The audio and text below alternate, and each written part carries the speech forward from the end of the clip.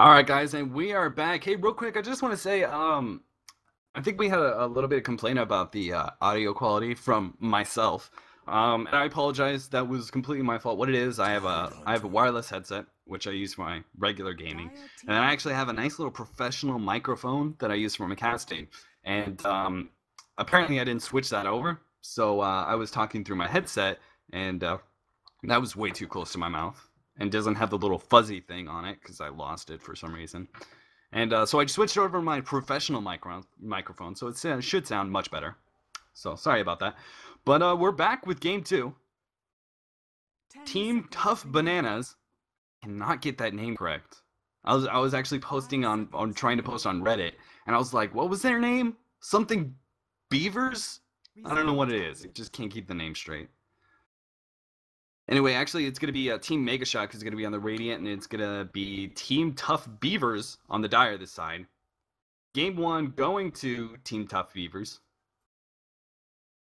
And let's go over the band's picks real quick. We got Lycanthrope, Invoker, and Nature's Prophet being banned out by Team Megashock. And Beastmaster, Chen, and Animage being banned out. So clearly, the Team Tough Beavers is ready for a different strategy this time. First banning Beastmaster. Also banning out the Chen, interesting enough. But we're going to see a first pick of Windrunner. And then also picking up Enchantress and Vengeful Spirit. And then over on the other side, on the Radiant side, we got Shadow Demon and Tidehunter for their 1-2. Very, very strong pickups. And if you've listened to me before, you know how much I hate Enchantress. So clearly, I definitely favor Lucky One's picks so far. I have to see what he picks up for the third pick. Right now, he has has some decent versatility. First of all, because Shadow Demon and Tidehunter can both be farming in a lane. Specifically, Shadow Demon would be solo, or Tidehunter would have some sort of babysitter where he can farm away, or they can also support very easily. So they do have some versatility in that point. And they also have a lot of team fight and a really good lane control. Shadow Shaman coming in. So there's going to be your solo mid, presumably, unless we do something really funky as some sort of Shadow Shaman support, which I hate. Shadow Shaman solo mid, best mid. Proven by TC, who just seems to rock every single time with that. Now we're going to see the second set of bans coming out. Mirana and Broodmother being banned out, respectively. And as it stands right now, Team Megashock is in a good position for a really strong tri-lane with the Vengeful Spirit babysitting one hero. And then Enchantress coming in with the ganks from the jungle. So presumably that's what you're going to see in your safe lane. Then, of course, you have Windrunner, typical suicide lane. But at the same time, we have Team Megashock. I'm getting these names backwards, aren't I? Jesus Christ. I'm sorry, guys. This is like last moment. Holy shit, we need to cast this. And I'm just all frazzled. Anyway, Team Megashock, the one with Lucky One leading them, they can potentially go for a really offensive tri-lane here versus that tri-lane of Enchantress. And anytime Enchantress, if they have good wards up, anytime Enchantress is not in a good position to come into a lane with a creep, they can easily just crush the two heroes. Very, very well. But we'll have to see what they do. Banning out the Riki and the Venomancer now. 10 seconds remaining. So Team Tough Bananas did not want to see a Venomancer tied lane where they can either be by themselves as a dual lane or potentially as a tri-lane and just have Shadow Demon being solo. With Slardar, the first pickup in the second set of picks for Team Tough Bananas. I swear, I need just like write on a piece of tape and just put it on the right side. That's what I need to do. So really, Lucky One has a lot of options here. A lot of different options. 10 seconds remaining. He can go and try and go for a hard carry route. He can go for a really fast pushing route.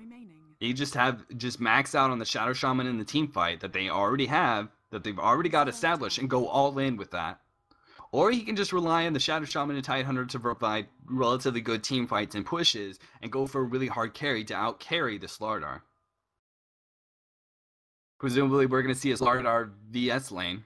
So, already with the minus armor strat coming out from Calculus. And that can be devastating to a lot of carries. You're going to see a really fast Roshan. You're going to see them dominating the mid game really, really well. And if Slardar is able to pick up the BKB and Blink Dagger, he can either go for the early Blink, where he's sort of initiator if he's doing really well.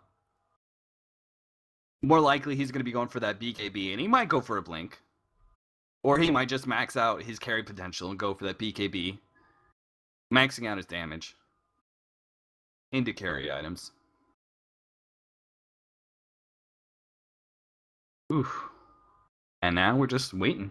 You guys probably heard me drinking that whole entire time. Every single time those pauses were happening, I was obviously drinking. And because it was my headset, you probably heard it because it was right next to my mouth. Normally, with this professional microphone, I can drink with relatively ease. Dire team pick. So we're going to see a Morphling being picked up. I'm not sure how I feel about this versus the minus armor strat. First of all, I think it goes great with their team. But on the other hand, I think Slardar and Vengeful Spirit can kind of counter it kind of hard.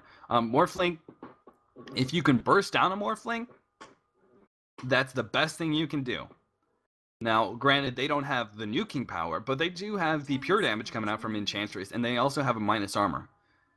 So if they can lock down Morphling for any point of time and just mob her down with auto attacks, that could be devastating. Stats isn't going to help a whole lot when the harassment and the damage that you're receiving from auto attacks just is so big. But at the same time, it does go relatively well with their lineup so far. First of all, because Morphling adds, he's really well, he does a really good job in the very, very early laning phase. First of all, because stats is amazing. Morph stats is just amazing.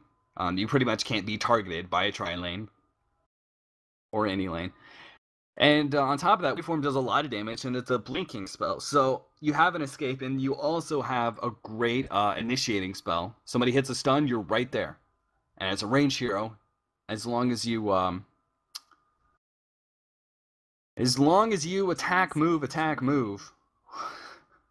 Seriously, I'm out of it right now. What is that called?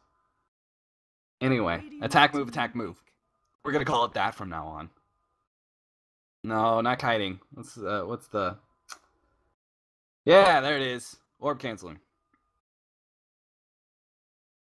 Anyway, as long as you do that, you can get a lot of extra damage in. So, he's really good in the laning phase. He drops out when it comes to after the laning phase. When the early mid game, he really drops out because first of all, if you're listening to us last night, Hari and I were talking about how Morphling. Neither one of us. I'm an okay fan of Morphling just because a lot of teams that I play on, we run Morphling a lot. We run like Morphling CM quite a lot. 5 seconds. But he's not a big fan of Morphling, and I really understand it. Is because Morphling needs 2 big items to really come in. And of course, you heard my hatred of Linken's on Morphling, and that's just because, hey, yes, it provides survivability. But first of all, as a Morphling, you should already have survivability. Okay, you should be using your ult at the right times, and so you can push side lanes really, really hard and just jump back to base instantly.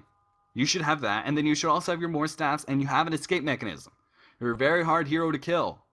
You don't need more survivability, because what happens, you spend all that gold, a little bit too much gold, in my opinion. I think they really need to buff Linken's. A little bit too much gold on an item that gives you more survivability. And what does that mean? That means you're able to push side lanes better? Well, you should already have been able to do that. So what happens is your team just gets steamrolled because you have no damage whatsoever. And so you have to pick up another 2 big items in order to really come into team fights and do work like you should be able to as a carry. And then at the end, what, 3 big items for the amount of damage that you provide isn't enough. Because then you have a harder carry come along at that point and crush you. So, not a big fan of Linken's, but I got that out of my system. So we're going to see a Darkseer. Wait, interesting. I'm presuming we're just seeing the Darkseer in a suicide lane. I'm just wondering what this Tidehunter's doing. Maybe he's going to be providing a gank in middle with the Gush at level 1. I'm not sure how I feel about that. I mean, if you're going to do that, might as well have the Shadow Demon come along too. Interesting. But he's going to be sitting on top rune at the very least. So we're going to have the suicide lane of Darkseer versus the Slardar Venge and Enchantress tri-lane. Sort of semi-tri-lane.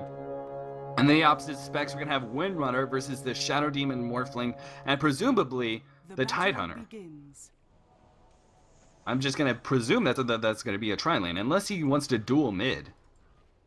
And just try and shut down this Puck. Which Puck is kind of hard to shut down, but we'll have to see. He's going to pick up this Invisibility. And he is actually going top, so unless I'm missing something here. I mean, Darkseer has Surge level 1. He's not going to be jungling at any point in time. I like what he's doing, though. He's using the Surge to put it on a melee creep. He's going to be the first one there. And he's going to get mobbed down. That's going to give him the laning advantage. But yeah, Darkseer's in this lane, and I guess maybe they were just prodding out. And if there was a Puck solo mid, maybe they can do some work. But as it stands right now, it's going to be a 2v2 of melee. A double melee lane versus a Slardar and Venge, and then eventually Enchantress is going to come in and then just crush them. So I'm not sure how I feel about this. Orb walking was the name, not orb canceling. Jesus. Orb walking is the name of attack move, attack move. But maybe I should just call it attack move from now on. That sounds a little bit more fun. So really weird lane. Darkseer Tide at top. Normally what you do, if you're going to do this, you Darkseer, first of all, you surge a creep at the base. So you get it as separated as possible. And then you surge again. And so the lane pushes really quickly. But as it stands right now, it's not pushing as well as he should. There's two range creeps, so it will push eventually. But what should normally happen in a suicide lane like this is Darkseer gets all the experience, and he starts using Ion Shell and puts on creeps and is in no danger whatsoever. He doesn't get a whole lot of experience with this, but he does get a lot of gold because he just keeps Ion Shelling over and over, and he gets the Soul Ring, and he just Ion Shells every single time a creep at his base. And if he wants to, if he feels ballsy, he can Ion Shell at his at the tower, or even farther back, and then walk in with the creeps and Ion himself. And then you have double Ion Shell versus a melee hero, and that just gets him crushed. You can pick up a lot of gold and maybe some kills that way. But as it stands right now, Tidehunter's sapping away all of his experience, so this suicide lane is no longer a suicide lane, it's not working out. Slardar and Venge getting very aggressive with this tri-lane. They have 2 creeps right now, so they didn't actually take any damage on the tower.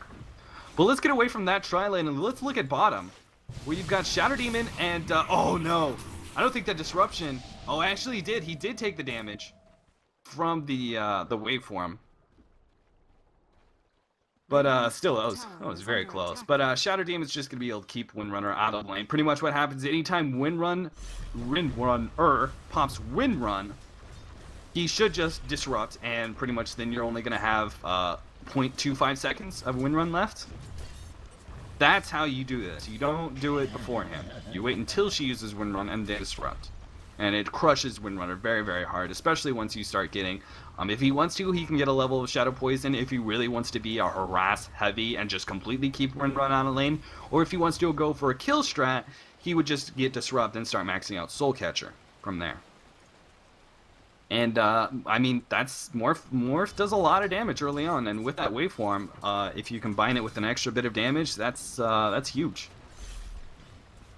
Disrupting the Windrun, then getting a couple more auto attacks could be enough to kill her. And meanwhile, in mid, we got the Puck versus the Shadow Shaman. I mean, right now, Puck is being 14-6 in the CS, while Shadow Shaman is 12-2. Shadow Shaman not doing as well as would be expected right now. Typically, what would happen in this lane, what it used to be, is Puck would be able to get a level of phase shift, right-click it, and he won't take any of that harassment, just like you do with the Death Prophet, just like you do with any of the Intel solo mids. You're able to use your spells to both CS and harass. Shadow Shaman has his lightning, Death Prophet has her wave, even Queen of Pain has her scream. All those heroes, they're able to both CS and harass at the same time. And what would happen is Puck would just right-click, and he wouldn't take any of that harassment from the Ether Shock jumping up to her. But unfortunately, now that they've changed that, Phase Shift doesn't cost any mana, but he's not going to be able to right-click it. So now, he's not going to be able to dodge all that harassment. So I would expect this lane would go much better for Shadow Shaman, but it's not. It's not going as well as I thought. He's doing a very good job CSing, is really what it's all about right now. He also picks up the invis. He has his boots waiting for him on the courier. And he's going to be level 6 soon. Shadow Shaman is just now breaking through level 5. You shall not. It's very, very clear who's winning this lane. And in my opinion, that it should be the other way around. Or not necessarily the other way around, but it should be at least even. Windrunner getting just not... He's actually pulling the Ancients. Which, you know... I don't know, I've seen a tournament, at least one tournament. Shadow Shaman's actually being jumped in here. Venge is going to hit the stun, so there goes your first blood, ladies and gentlemen. And we're going to see a little bit of push in from middle Enchantress. Hopefully it's just going to stay in mid, and they're going to do a little bit of auto-attacking on the tower? No? Never mind, I guess not. Actually, Darkseer's there. So Darkseer level 4 now is moving around. Tidehunter level 3 atop. See, just imagine if Darkseer was level 5 or 6. That Ion Shell maxed out. That tower would not be getting pushed whatsoever. Why? Because Ion Shell is amazing. Meanwhile, at bottom, Windrunner taking a lot of damage. There goes the Windrun. That's exactly what you need to do. The moment Windrun goes off, Disrupt goes off as well. But unfortunately, no auto attacks coming out. And Shadow Demon taking a lot of damage. If Windrunner was level 2, there could have been a chance to Shackle Shot there. But she's getting so crushed in this lane. She's going to just now hit level 2 and maybe level 3 from this push. Which is really unfortunate because Shadow Demon doing such a great job keeping them back. Really, Morph should try and he should be able to keep the lane back. Unless he goes and tries to, unless they try and hit a gank. And Morph hits, uses waveform, it hits it on the creeps. That's the only time that really you as a carry in your lane should be pushing the lane whatsoever. Any other time, you should be able to have the capabilities to deny well enough to keep the lane back. And not many people do that. It's so frustrating. I've got one person who I can usually defend on. Shadow Shaman, once again, at level 5, is going to go down here easily with the Puck ultimate up once again. I'm really surprised he just didn't hit level 6 while the Puck ulti was down, but they're exercising their ganks very well. Every single time the Puck ulti is up, they're using it to gank just like as you would with a Beastmaster. But instead of crushing side lanes, they're crushing middle. Darkseer, meanwhile, looks like he might, I don't know, maybe do a little bit of jungling, off jungling, while also guarding mid. While the Tidehunter solos versus the Slardar, who's going to get crushed. Now the Slardar's level 6. Any sort of harassment that Slardar does to the Tidehunter is going to be big. Especially given the fact that Tidehunter did not max out Anchor Smash. If they were planning on having him solo, if they're just going to give Darkseer a little bit of experience and then have him go do whatever he is doing, he should have been maxing Anchor Smash, because he would know that he's going to be one-on-one versus a melee hero, and that's a great way to get CS anyway, whether against a melee hero or not. Slardar's actually jump in on him with the minus armor. Question is he going to dive? He will. He has another stun coming up. Can Tidehunter dodge it? Oh, he dodges the stun. And poor Slardar might get mobbed down here. He pops the potion and Tidehunter lives. Huge plays coming out from this Tidehunter to dodging. And then on top of that, a big potion coming out. Great job. Actually, I don't think he dodged it. I think I misspoke there. I think he got hit by it and it just instantly Kraken shelled, which is still just as good. Actually, Shadow Shaman's going to be able to hit a trap here on this Vengeful Spirit. Great little job. And really unfortunate for that Kraken. But Puck picking up the counter kill. Windrunner taking a bit of damage there, but unfortunately no disrupt. Was on cooldown. He used it once again a little bit too early. I guess he used it to try and set up stuns there, as opposed to using it on the Windrun, as I suggest. Haste on Puck, and he's going to be level 9. Puck, he's kind of fallen out of favorability a lot, especially since the right-click change. I mean, he was already sort of not really a favorable hero to a lot of teams. Ever since that right-click, he hasn't been seen a whole lot. Only occasionally will I see him in a sort of suicide or solo 1v1 situation where that change to phase shift, not costing mana, is very, very helpful. skills where he's able to dodge without using right click, and he can also spam it without fear of losing too much mana. But clearly, Team oh Jesus, I'm losing it. Team Tough Beavers, yeah, Team Tough Beavers. They're clearly showing what a puck can do in lane. I think that's just really a little bit of poor play by the Shadow Shaman combined with some great ganks from Team Tough Beavers. And now, actually, with his ultimate is down, so he's not going to be able to push. On top of that, puck is in the way, and with all those extra levels, he's easily going to be able to push out this wave and not take any damage from the tower.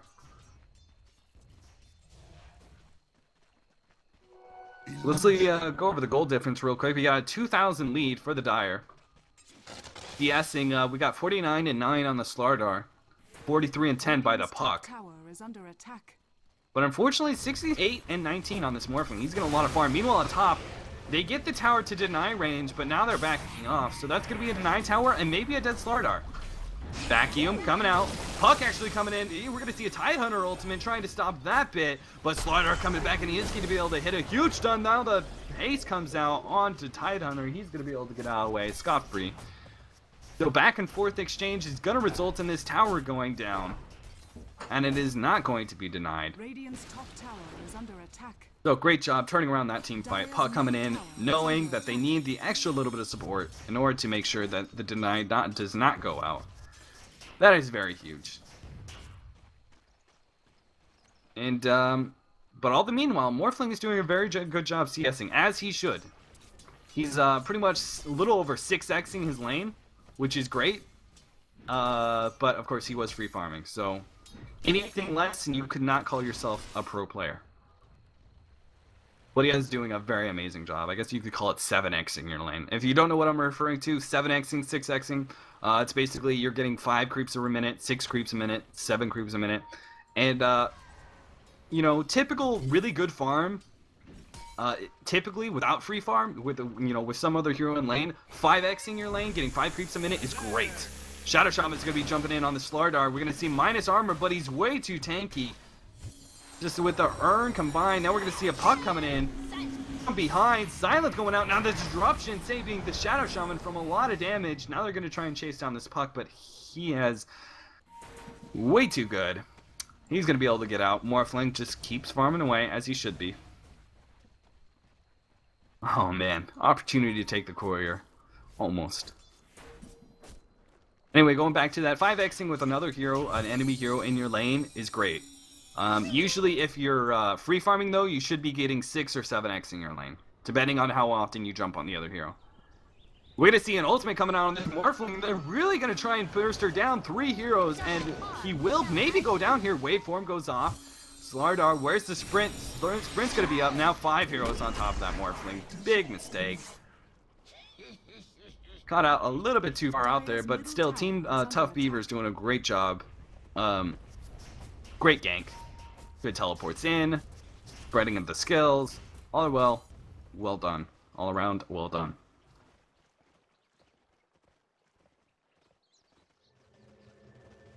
Now a 3,000 lead for the Dire, and we're going to see a push in coming in from middle. Double damage on the puck. He almost has a Blink Dagger as well. And that could be really huge. He's going to be level 11 with a Blink Dagger. Tidehunter circling around. If he can hit a good ult here, followed up by some teleports in. Here comes the teleport. The ult goes off. Huge dodge by the puck. He completely dodges the Tidehunter ultimate, and they can't mop down this Windrunner. And now a turnaround kill on Shadow Demon. And now they're chasing the Tidehunter. Tidehunter gonna go down due to Urn. Great job by that Slardar.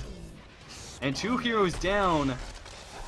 Maybe they're gonna jump on this Morphling. The minus armor strat is up, and now he's trying to increase his strength, more stats. And so a 2-for-0 trade. They're not going to be able to push the tower, but they do get a 2-for-0 trade at least. And what are they doing here? A little bit caught out here. Puck going to be able to throw his orb in a second.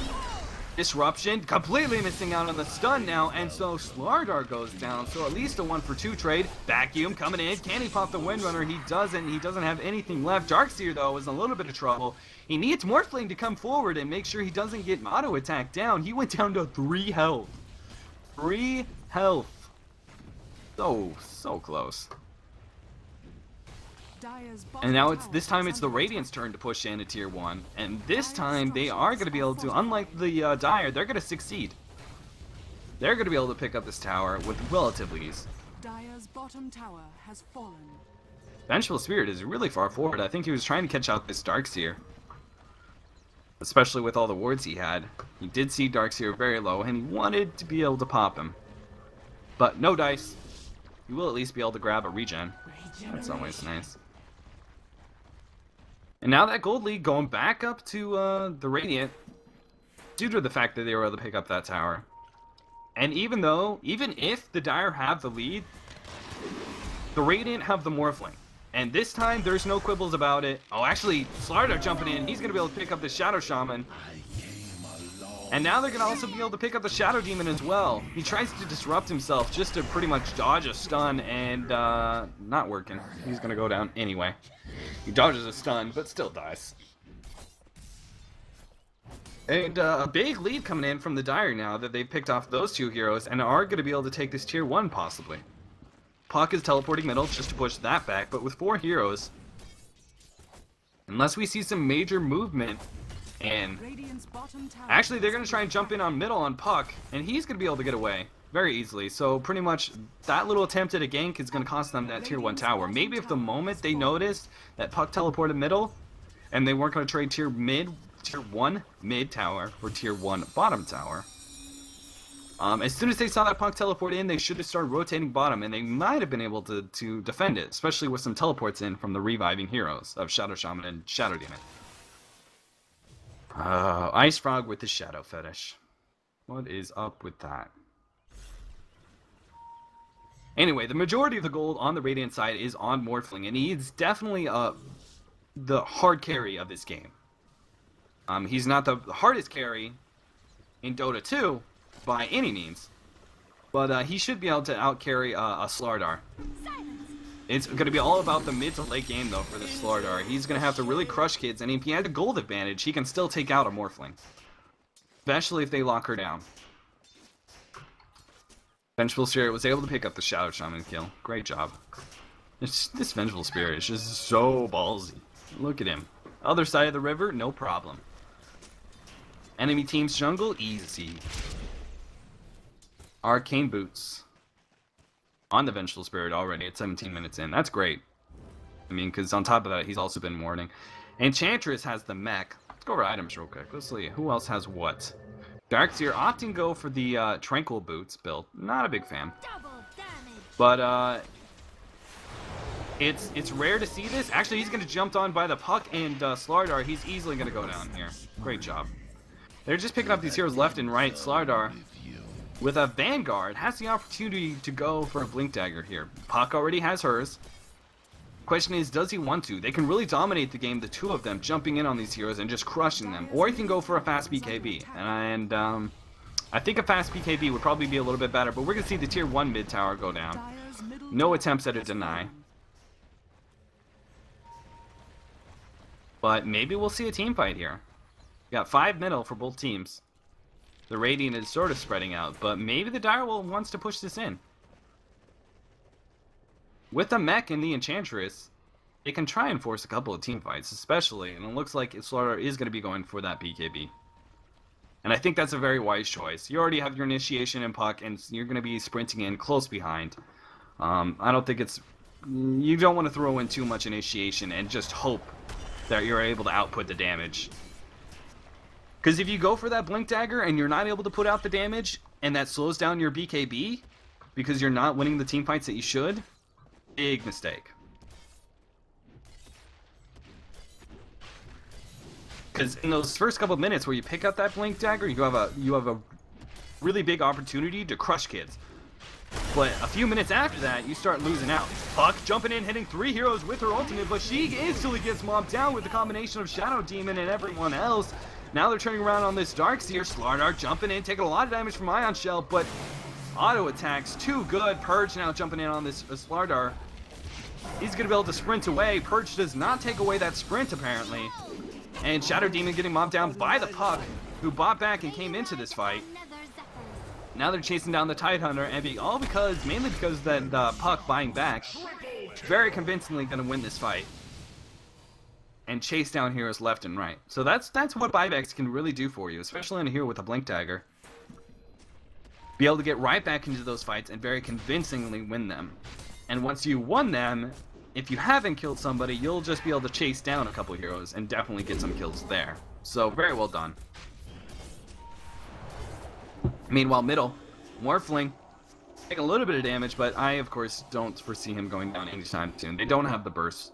And as soon as he starts getting stats off, which, holy cow, look at his stats. He's morphed quite a bit into strength. He's at 2,500 at one point. Another stun coming out for Vengeful Spirit, but the Aegis is being picked up by the Slardar. Morphling just really needs to go back and farm. I don't know what he's doing in the middle, and he picked up the Lincolns, by the way. That makes me a sad panda. But maybe it'll pay out for them. I mean, they do have a lot of single target. If he's able to dodge, will be very beneficial. Shadow Shaman's going to get mobbed down. Both Shadow Shaman and Darkseer get taken out.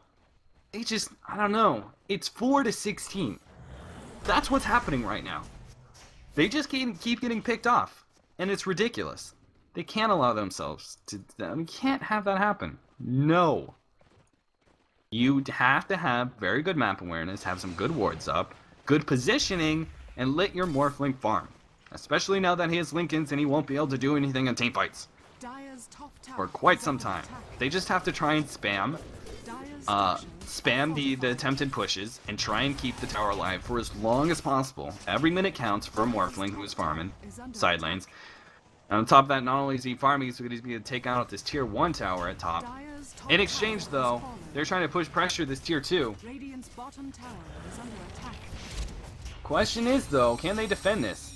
Darkseer does not have an Ion Shell up on any creeps, which is really the best way. And he's actually jumping in on this.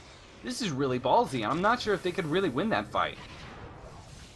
But apparently Darkseer felt that he definitely wanted to initiate there. Morphling taking a lot of damage there. Lincoln's saving him a little bit. Was it going to go down? But that's the sort of thing, though. You know what? I'm not even going to keep hitting on Lincolns. I'll just keep going. I don't want you guys to get bored of my... See, if you had Lincolns, if you didn't have Lincolns there and he had some damage on him, it's so much better. I'm trying to avoid that. Tier 2 tower, gonna go down here, a couple more hits. It is in deny range, so if they can force back this team and at least get the deny back off, Puck hitting a huge ultimate on 3 heroes. If they can initiate this, Puck hitting a silence now, orbing right back out. Shadow Shaman, disruption, huge save. He's gonna be able to hit some disables now after that. Tidehunter with a monster ult, taking out 2 heroes. If they can pick up the Slardar with the Aegis as well, huge turnaround team fight for the Radiant, because they're going to be able to pick up the Slardar as a second kill, not only taking the Aegis, but also 3 heroes, maybe. Where's the disables? Shadow Shaman, where you at, man? Haste coming out, and there goes. Finally, they put the Surge onto the Shadow Shaman. He's able to get in range. So, big turnaround team fight. Not only that, but they're also going to be able to deny the tower when they notice it. Which, really, I think they should. There are very few occasions where you don't deny towers, and it's typically tier 3 towers. Sometimes, occasionally, I will see teams not deny tier 1 mid towers just because that's such a crucial tower, and they all have teleports and are ready, and they have a glyph as well. But a tier 3, a tier 2 at your bottom tower, that tower is very, very hard to defend. Because just look at that tower. Look what's behind that tower. You have a ramp. You have trees. It's all very, very... You bottleneck, pretty much, is what happens. So you get mobbed down by AoE spells very, very easily. It's a very hard tower to defend properly. And so, really, why not just hit the deny? Maybe they just didn't notice it. Too busy with all their team fights. Too busy clicking things. Darkseer trying to grab onto his Vanguard. I'm going to go back to why I don't think Tranquil Boots is a very good item on him. First of all, it's okay when you're doing the jungle. It gives him that little bit of extra health. But really, a Ring of Health is a bit better. A lot better. Well, a bit better. I actually had an argument just last night about Tranquil Boots on these junglers. But the only positive thing about this is him being able to disassemble it and go for the mana boots afterwards. And I think mana boots is very key. I mean, Tidehunter needs it. And unless Shadow Demon also, I guess they can have 2. They can just limit themselves to 2 arcane boots. And if that happens, I suppose that's okay. As long as they're using the arcane boots very, very wisely. Because all around, every single member of their team needs mana. And a lot of it. Morphling, if he's in trouble, he's going to be spending a lot of mana on Waveform. First of all, Waveform by itself, just look at his 2 nukes. 265 mana. That's a quarter of his mana right off the bat from those 2 nukes. You do it a second time, half your mana's gone. Meanwhile, he's actually going to get jumped on by the Slardar once again, combined with the Puck. They're doing a great job doing ganking. Lincoln's going to save him from the minus armor, and he's going to be able to Waveform out. Nuke coming out, great, morphing to strength, so he gets the extra stun, and now trapping in the Slardar, so a great return kill. Beautiful counter gang coming in from the Radiant side. Very well done. And meanwhile, Windrunner is pushing in bottom. Let's go over items. I haven't gone over items. I think I started to, and then that was actually a while ago too. We have the Eagle Song, now on Morphling. On top of that, Lincoln's, and Ring of Aquila. So he's going to be going for the shotgun Morphling build. Which, I don't know how I feel about that. I mean, first of all, you already have... actually, I know how I feel about it. I feel great about it. In combination with Shadow Demon, who they already have some decent mobbing down skills. And then you have a Slardar. I don't know why, but for some reason I thought Morphling was on the dire side. Anyway, for his team, Shotgun Morphling is great. You have a lot of magic damage coming out, and on top of that, the extra damage from Soul Catcher just increases your bursting capabilities even more. And on top of that, of course, being able to banish yourself away from the Slardar, who's only going to be doing auto attacks pretty much at this point. It's great. That's awesome. All around. Well done. Great pickup. I'm really glad I didn't go too far into saying I didn't like it before realizing that Morph was not on the dire side. Who knew? Anyway, we go back over the items. We got Blink Dagger on Shadow Shaman. Nice little pickup. He's going to be able to sit farther back in these team fights and do sort of a counter initiation once the Puck jumps in. You just really cannot get silence is the biggest thing. Mech to be picked up on the Tidehunter fairly soon. Not sure how I feel about that one. I would rather have someone else pick up the mech, but Tidehunter's going to have to be the man to do it. Oh, actually see a swap coming out on the Illusion. Oh, the big vacuum hitting 3 heroes combined with the Tidehunter ultimate, and they're just crushing kids now. Tidehunter, Slardar popping off his BKB. Tidehunter goes down. BKB jumping on Shadow Team, and maybe he can pick off another kill. They already have 2 heroes down. Darkseer might get picked off here, the extra damage. One more hit, and he goes down.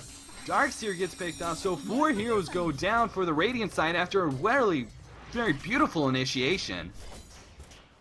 But really, I just don't think they can force fights right now. I mean, now that the Slardar has BKB, picking fights, not very good. It's all nice and well, thinking, yeah, we're going to hit the vacuum, and then the Tidehunter ult, and then just throw nukes everywhere. But BKB crushes you. Right now, it absolutely crushes you. And this is going to give them the opportunity to try and take them to this tier 2.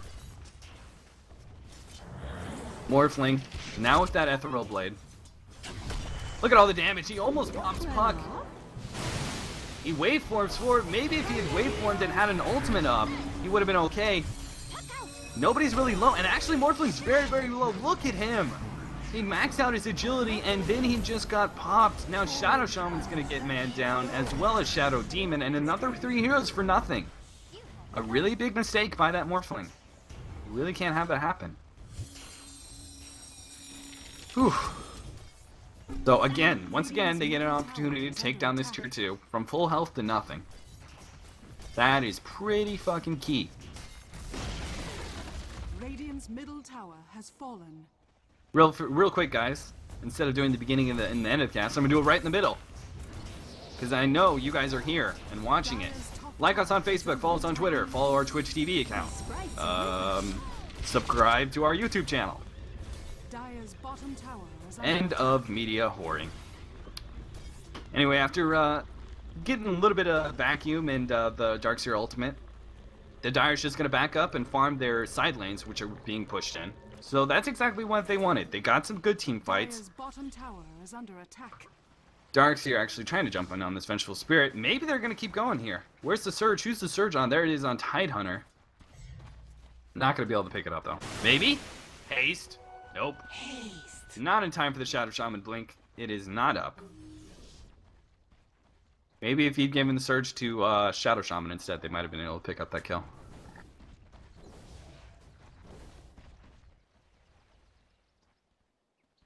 True story, I'm hungry. Just in case you guys didn't know that. Smoke coming out. We're going to have Morphling, Shadow Demon, and Tidehunter. Shadow Shaman hanging around in the back. He does actually have the smoke on him. For me, it's glitched, so he does not look invisible. But he does have the smoke on him. Just in case you guys have the same glitch as well. Anyway, so they're going to be formatting right behind so that they can pick up a 3 heroes. Here, this could be really key.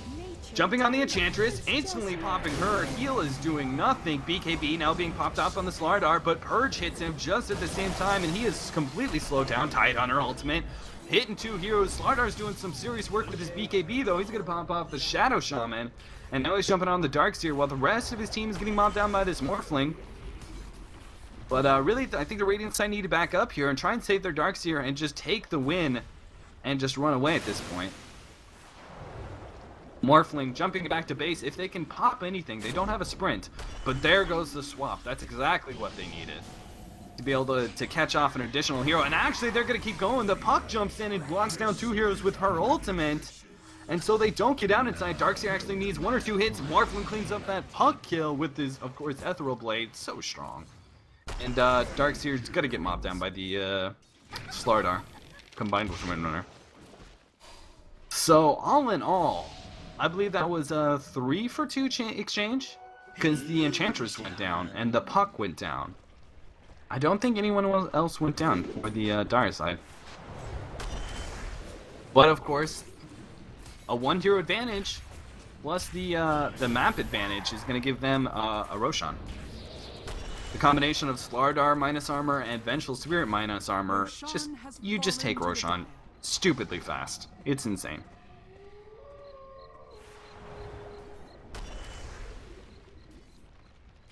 Enchantress is almost hitting the point where she's actually useful now. Relatively fast Aghanims. Arcane Boots and Mech, sort of that support Enchantress build.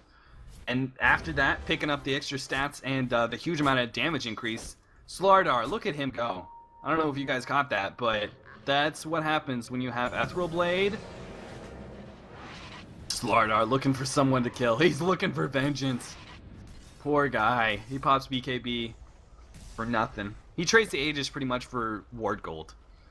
Which is okay for the Radiant side. They're okay with that. They don't mind giving them a little extra gold as long as they take away that huge teamfight capabilities of Aegis.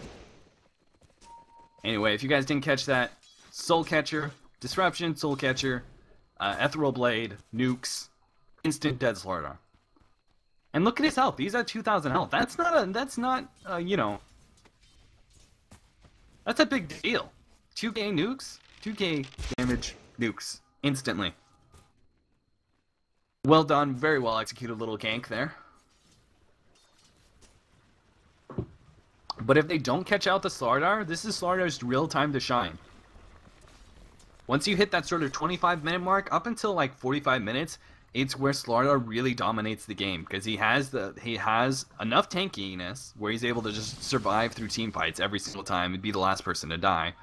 And then he also has the BKB. BKB is so important on him because, of course, sprint combined with not being able to disable him means he's on top of heroes like a Night Stalker, pretty much.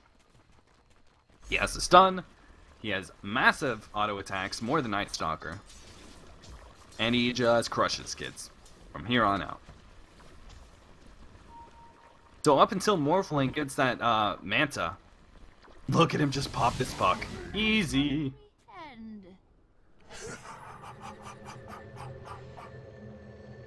But with Morphling almost having Manta, they really need to start turning this around, because combination of Linken's and Manta means he's never going to have minus armor on him. And that's a big problem. That's really how you mob down the Morphling very quickly. Unfortunately, they don't have the greatest pushing power. They have, really what they have is Enchantress, creeps, and then they have Windrunner, who, you know, once she hits, you know, level 14, 15, 16, with that focus fire, she can actually do some decent damage to towers with some extra bit. She's going to be able to pick up Sheep Stick. She does have Push Stick, Pipe, and picking up Sheep Stick in about another 1,500 gold. That's going to be a very big pickup for them. Because that's just another disable for that Morphling. They can keep him down. But again, Morphling's going to be... She's getting those items. As soon as she picks up Manta, she's going to be very hard to kill. But fortunately, she's a little bit away from it. She needs the Ultimate Orb plus the recipe. And Assault Cuirass being picked up by Slardar. So right now, that's the key point. I don't think they can wait for Windrunner to get her Sheep Stick. I think they need to push and initiate team fights right now. Especially if they can't get caught. Especially not that. Windrunner on top of it, though, with very good wards. She's hiding in the jungle, and she's just going to teleport away. Oh, my goodness. Oh, no. Why didn't you teleport away, dude? Oh, dear. He knew they were coming. What was he thinking? He wasn't. That's what. He was so fed up with his fucking double damage. He just sat there in the jungle. I mean, his teleport was off cooldown. He just could have hidden in the jungle, teleported away instantly once he was anywhere in the trees, and it would have been fine.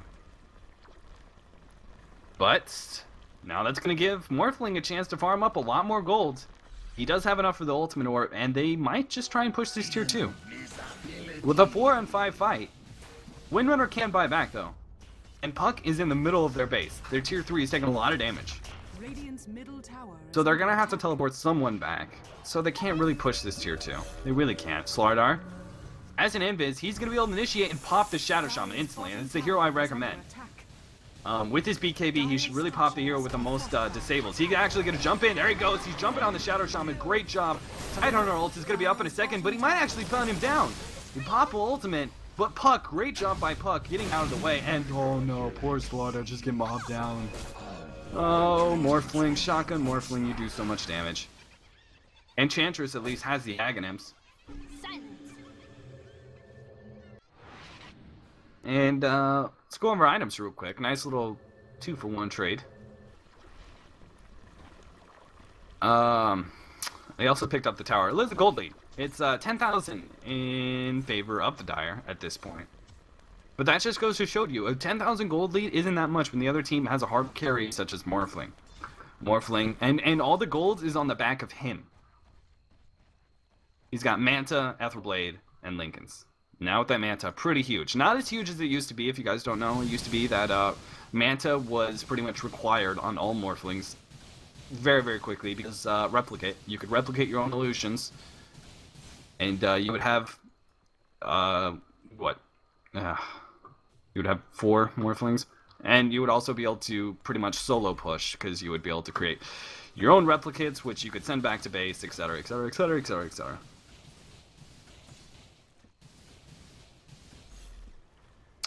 We got Haste coming out.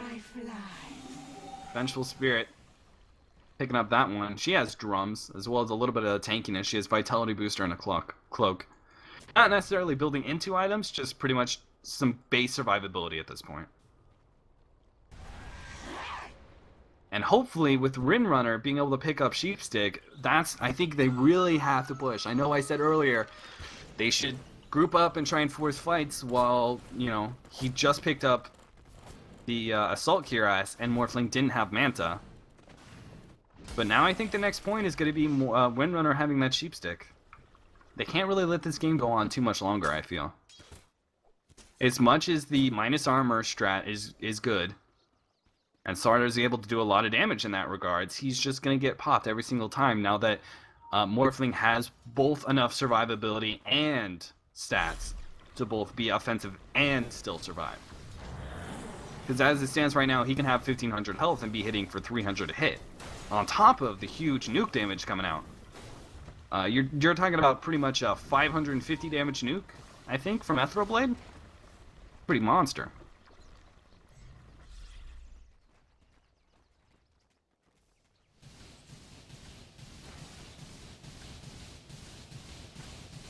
Vengeful Spirit, gonna try and get up some wards. I don't know. I just don't know. We have another Sheepstick on Puck as well. Did not ever mention that one, so sorry about that. But, so double Sheepstick, so maybe they can lock down this Morphling. They do have enough to burst through the Lincolns.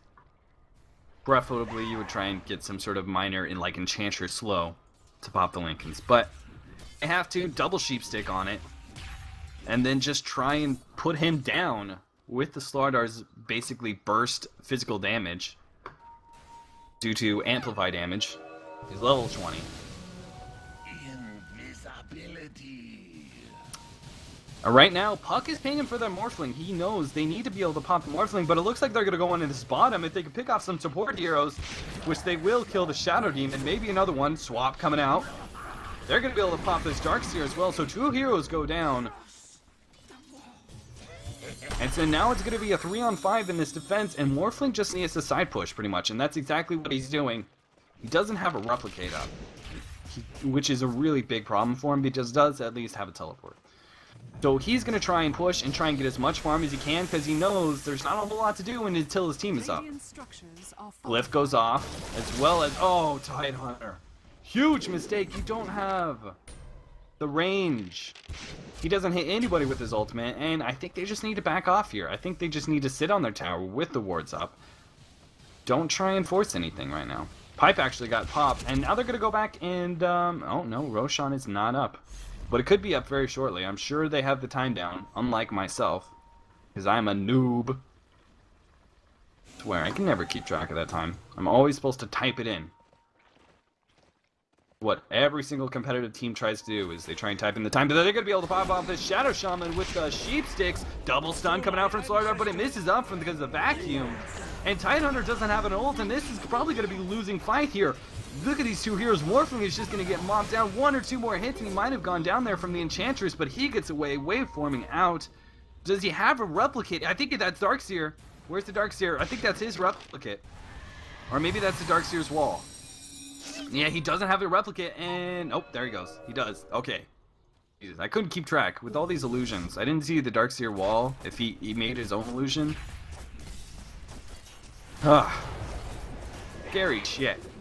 They're going to be able to take off the Roshan at least. So they pick off 2 heroes and the Roshan. That's a cheese Roshan, so that's huge. Puck's going to be able to have his own little mini version of Aegis, as well as Slardar.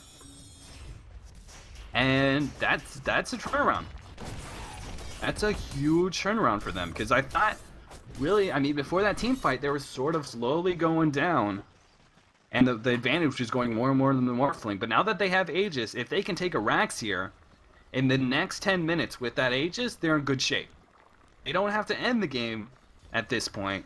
With this gold lead of over 10,000, almost 12,000 lead, they don't have to worry about the ending game right away. Even though they have a harder carry, you have more gold on your team, so that's why you don't necessarily need to end at this point.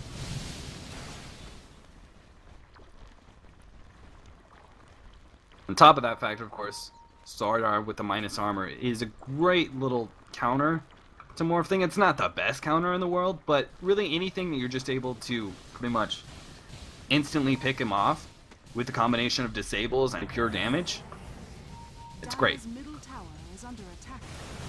Enchantress getting a little caught out here by this Tidehunter. Now the hasted Shadow Shaman is going to come in from Surge, and they're going to be able to pick off this hero at least. Meanwhile, in middle, Morphling's taking a little bit. He's going to be able to back off, but at least, maybe this Enchantress, so tanky with that heal. Heal Imba. But she does eventually go down, so now it's a 5-on-4.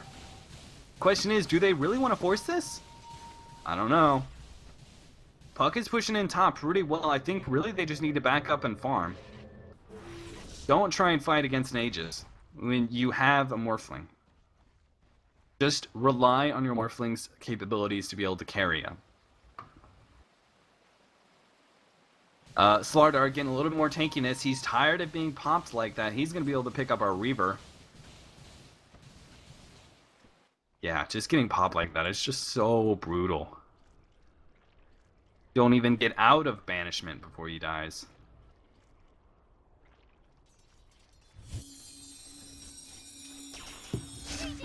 I have to say that this would be going much better for the Radiant side if Tidehunter had been throwing his ult around like a little girl, missing everything. Seriously, he just doesn't have the range. He can't chuck those tentacles like a boss. Oh, I know, Holy. I'm not being sexist. Alright? Believe me, I'm in the Marines. I know plenty of girls who can kick my ass.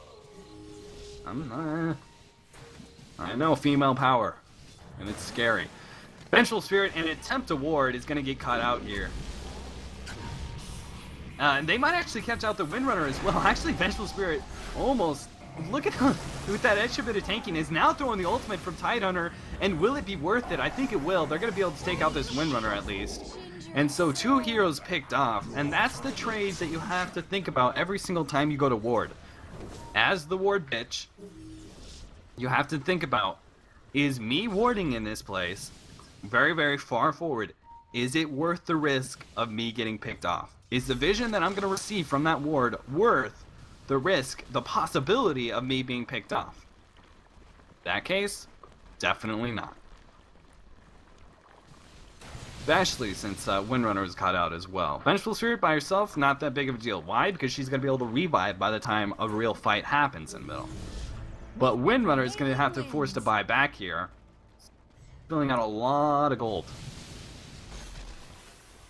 She goes well on her way to an additional item, probably a little bit of damage item.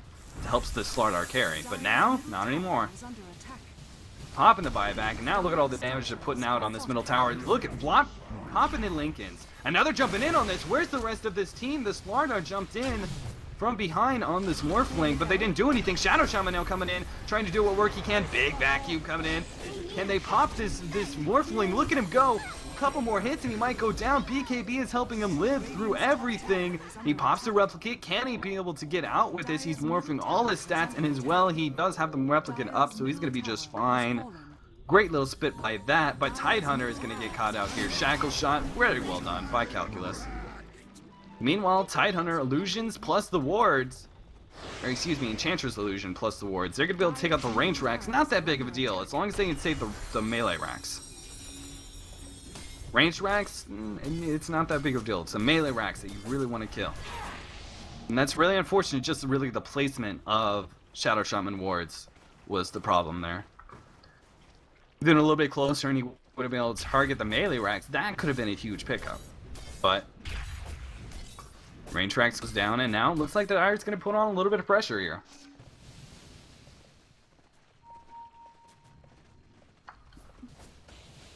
Team Tough Bananas does not want this to go to a 3rd game.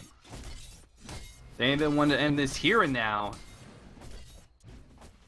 in the JeeDota 2 Champions El Numero Dos. Radiant structures are fortified. Tower almost dead. They pop the glyph. There goes the tower. They're really hoping if they can initiate before the tower, but now here comes the puck. He's trying to do what work he can, but BKB on Morphling is just crushing that Slardar. Aegis is still up, so they have an opportunity still to kill this Morphling. But with BKB still up, he's doing work. Shadow Shaman now with his BKB dodged a lot of damage from Slardar, and Slardar is being drug away, trying to chase the Shadow Shaman while the rest of the fight is going on in middle. He's actually going to get caught out here. He does pick up the Shadow Shaman kill, but now the rest of the team, his team is nowhere near. They were forced back, and now he's just going to get manned down by 4 heroes. Big mistake. And now the rest of his team is coming back in to try and take the melee tower, and they might get caught here. Windrunner getting caught out. He does have a push stick. Oh, it's actually on cooldown. Windrun is up. Enchantress at least picks up the Shadow Demon kill with a huge amount of burst that her ult provides at level 16 with Aghanims. This is really when she starts doing damage, but unfortunately she could be popped fairly easily. Heal. Saving him, but it's not going to be enough at this point. Darkseer popping off the ultimate. Interesting play. And he finally goes down.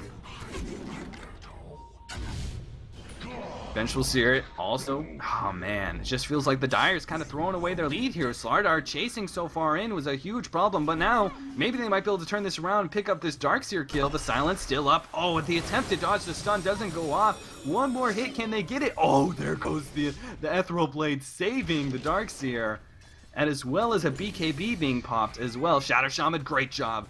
Dodging the Shackle Shot with a BKB as well as the follow-up Slardar stun. And Slardar just needs to back up now. If he can get away, this might be okay with him. But nice, Morphling trying to get in front of him. That was almost a block off. Now, Shadow Shaman in a bit of trouble. Puck blinking in on him. And it's still a 4-on-3 at this point. Windrunner needs to be able to get out. I mean, it's nice that they pop the Shadow Shaman, but they keep giving up these kills left and right. Nice push stick. Very well done. Very smooth. Ugh.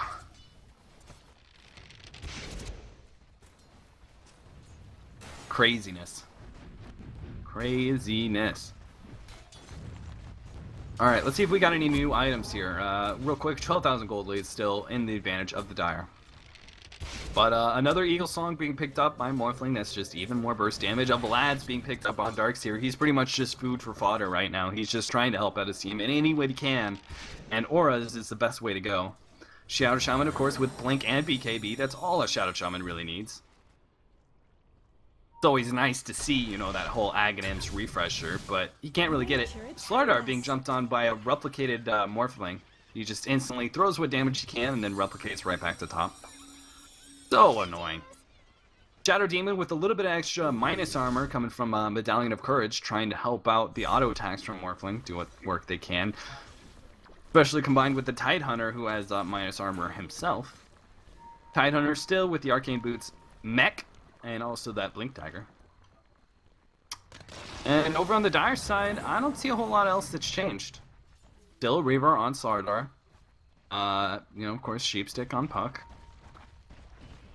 Not a whole lot else. Now a Hooded Defiance, at least, on the Enchantress, trying to dodge what damage the Morphling puts out.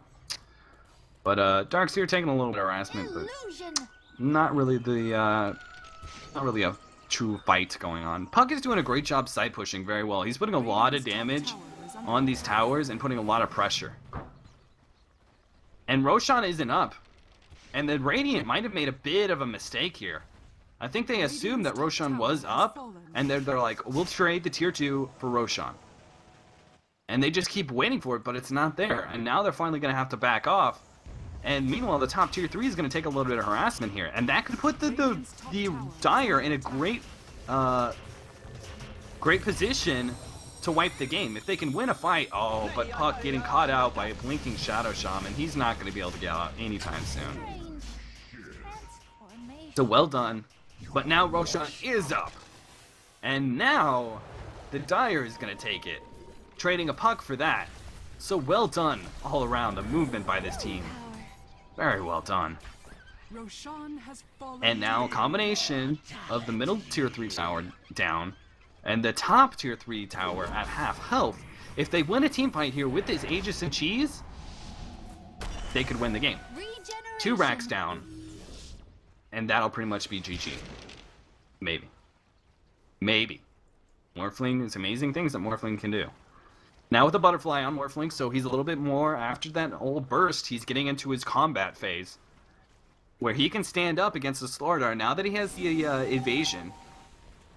Which really needs MKB. You have to get an MKB now in order to stop that Morphling. All because he has Butterfly. You're not going to be able to put out the typical amount of damage on him. If you miss a couple hits, that could be the difference between the Morphling dying and the Morphling... Oh, Windrunner caught way too far out for him, but actually he's rather tanky. And he does also have the cheese popping the Linkens. Ward's coming out. Look at that Morphling. He's almost down. He actually gets away. Replicates out. Now the Puck is eventually going to go down. Slardar trying to do what work he can in front of everyone, but this Morphling, who replicated out, is sitting back and just crushing kids. Slardar pops out in the middle of everyone, pops off the Shadow Shaman, but is he going to go down here? The Starkseer illusions are just so strong, and they take the middle melee racks and get a back off right after that. So well done trading themselves, and all around a great team fight. They got the melee racks and the Slardar the Slardar Aegis. Now with the Satanic on Slardar. Which really is unfortunate because his BKB is only 5 seconds, so still, it's not going to be like he's going to be... unless he chooses not to use his BKB in the initial of the fight, and waits until he's out of Hex and all that sort of thing, and then pops BKB and Satanic, he's not really going to be able to hold a lot of lifesteal otherwise. Because once he pops that Satanic, they should have the disables on him instantly. And if he initiates with BKB like you normally would as a Slardar, it's not going to be up. And that typical Satanic meaning a second life doesn't really apply to him. But we'll have to see. It's going to be risky for him. I think a lot of the teamfight's going to play out just based on around that Satanic.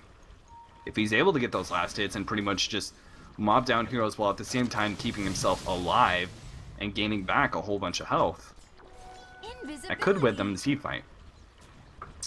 Invis being picked up on Windrunner, who's now trapped herself on the cliff. Cheese, and now of course that Maelstrom, just like last time. There's a C from the Windrunner. She's going to try and add in some DPS to the Slardar, because really this is where Slardar starts falling off. Those extra items, they're luxury items. They're not core items. They don't give him the same thing. It's a nice little extra bit of damage, but it's not his key items that he needs to win the game. It's getting way too late for him to be carrying by himself. So Windrunner's going to try and pick up the slack, add in a little bit of DPS in that regard. They still have a 15,000 gold lead though. That kind of shows, except for when you look at Morphling. Morphling, who now has enough buyback gold and boots of travel. So Morphling, he's pretty much maxed out now. I mean, personally, I would sell the Lincolns, and you can refresh the BKB. Don't really need both of them on top of Manta. That's a little bit too defensive. So we can go for some additional items after that. Sell the Lincolns in favor of, I don't know what I would get. Some sort of DPS item. Whether it be MKB or Daedalus, or, I don't know if Scotty, I'm really surprised he didn't ever pick up a Scotty, but it is very helpful against Slardar, who's going to be initiating with his BKB and jumping in on this Morphling, who gets away with the Replicate once again, and now comes right back into the fight. Slardar taking a lot of damage from all these auto attacks. He's not attacking anybody usefully. He's hitting the illusions. Darkseer going to try and chase down this Slardar, but Slardar barely getting out. And now they're pressuring the top tier 3 bottom. And with Puck down and Slardar down in health, they really need something here. Disruption going out on the Enchantress. Morphling's going to try and jump on him and pop him. Meanwhile, Windrunner is getting leashed down. Enchantress does go down to the Morphling. Windrunner hitting a huge shackle shot on the Shadow Shaman. Slardar coming in now. But he is Ethereal Bladed. He can't do anything. Morphling, couple more hits. They take out the Morphling. There he goes. And now they're going to be just a cleanup from here on out. They're just going to pick up heroes left and right. Morphling buyback, teleporting in. Now he's in the middle of all these heroes with Darkseer. Is it going to be enough? He pops the Vengeful Spirit. Slardar, where are you at, man? You need to be starting this Morphling who's doing all the damage to your team. He picks up the Darkseer at least. And due to Windrunner having Windrun up, he's going to be able to dodge all the damage from Morphling. So they're going to be able to pop this Morphling as well. He has no replicate. All he has is his ability to waveform away. And at this point, Windrun can keep up with that. Where's the sprint? He blocked out the Slardar. Oh, dear. That block might have been enough to get that Windrun out. Huge Seep coming out. Can they lock another stun on it? Where's the sprint? Sprint is now off cooldown. But they don't get in in time, and on top of that, bottom is being pushed in. So because the Morphling lived and they got the tier 3 tower, it was expensive team fight for them. Holy cow. But it might have been worth it. They're going to get a little bit of farm back from top, pushing in. I'm interested to see after that team fight where the gold lays. It's definitely going to be a little bit more in the favor of the Dire after that team fight, but only a little bit it looks like. Still just slightly below 15,000 now. So that wasn't bad. I was expecting a rather larger gold leap than what happened. So I actually trading a little bit extra gold for taking out the tier 3, not bad. The only problem is buybacks are down, so they really can't force a fight until buybacks are back up on Morphling. And why are these games so long? 2 60-minute games in a row? I'm gonna piss my pants here. Come on. I'm gonna have to bring one of those bottles, like that episode of South Park. Call for my girlfriend to bring me a pan. Tidehunter has a decent amount of gold on him, but I'm presuming he's saving up for buyback at this point. Buybacks are everything in this game. And Puck, if he can catch out these two heroes, Morphling gonna turn around with his BKB. Puck dodging a lot of damage there. They're gonna pop off the Shadow Shaman at least. Enchantress getting popped.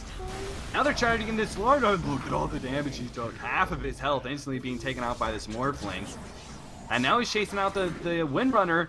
And with tier 3 bottom tower down, this could be game. They're easily going to be able to push the racks here with 3 heroes down. Do we have buybacks? Puck might get caught out as well here. He's certainly not going to be in a good position to defend.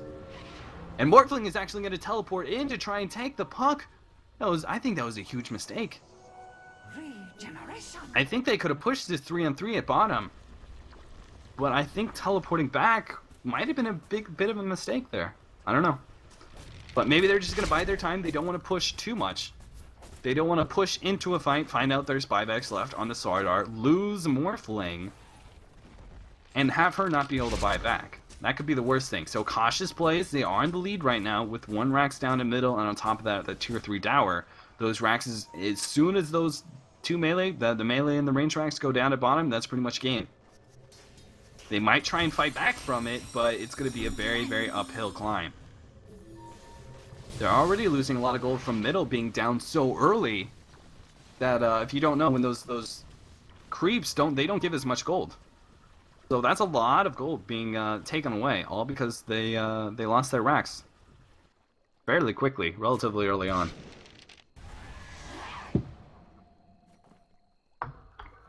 The gold graft might show some signs of going back to the Radiant side a little bit. About to cross over the 15,000 line once again. Windrunner now has Mjolnir. Satanic, of course, on Slardar. Scotty on Puck. Push Stick on Enchantress. I don't think she's had that at all. I think that was a recent pickup. Morphling is going to sell his Lincolns. We'll have to see what he picks up here. And it's going to be a Satanic, interesting enough. I was expecting more damage, but a little bit more survivability on top of that. And extra life, pretty much, coming out of the Satanic. I think that's a smart play. Question is, does he really want to buy the Satanic here? He's got to have a buyback up sometime soon. It's going to be only a minute or 2 away. So I don't think he has enough gold to really buy it yet. Oh, actually, that's 3,700 gold on top of having the Satanic. I thought he was debating on whether or not he was going to buy the Reaver. But a huge amount of gold, and now Morphling maxed out. I'm going to call it. He can sell that BKB and build a new one. That's pretty much it. I don't think he really wants to trade anything else. Damage. Oh, man. Look at these 2 cuties. Puck and Windrunner. Hiding up in this top forest. Bunch of silly gooses. They're going to see all these heroes at bottom. They're going to start pushing out top. They have to put pressure. Because what they really hope right now is that they win some sort of team fight while defending, and then they're instantly going to be able to hope that top, takes a rack, or maybe they can get to top in time before buybacks and all that sort of thing. But what they want is their creeps to be in very good position to push if they win this next team fight. But if they lose this next team fight, it doesn't matter. Game's over. So setting themselves up already. Puck hasn't teleported yet, but will shortly. Hopefully. Hopefully he doesn't wait too long. Shackle shot on the Tidehunter. Morphling in the very front. Nice dodge on that stun. Huge dodge using that BKB. And now 2 heroes are going to go down. Morphling, Enchantress using the push stick. Might actually be able to get one more hit. The Morphling. Huge shackle shot by this Calculus. Great play. And now look at him mobbing down this Morphling. They're locking him down, and Morphling goes down. But in exchange, they're going to be able to pick up at least a ranged Rax here. The melee is not down yet. Morphling buying back, teleporting back in. Can they still win this team fight with a buyback? Another teleport in, coming in. Slardar hitting a huge stun. Can they take out this Morphling? Where's the rest of his team? Windrunner needs to come in, but look at him, he's just taking way too much damage. Slardar instantly going down. And now Calculus is the only hope for the Dire team, and I think that's going to be it. So we're going to go on to a game 2 here. ladies and gentlemen, if I haven't been completely lost my mind, we're gonna see Tough Bananas winning game 1 and Team Megashock taking game 2. So we're gonna go into game 3. Both games very, very close. Oh my goodness. I mean, we still have some little fights on, but it's very obvious. Throne's gonna die. Holy cow. That is crazy. 2 60-minute games in a row. Awesome. It was both awesome and not awesome. So I didn't see any go next, but I'm pretty sure I kept it straight in my head. It's 1-1 right now. Best of 3. We're going on to game 3. Unless I've just completely lost it.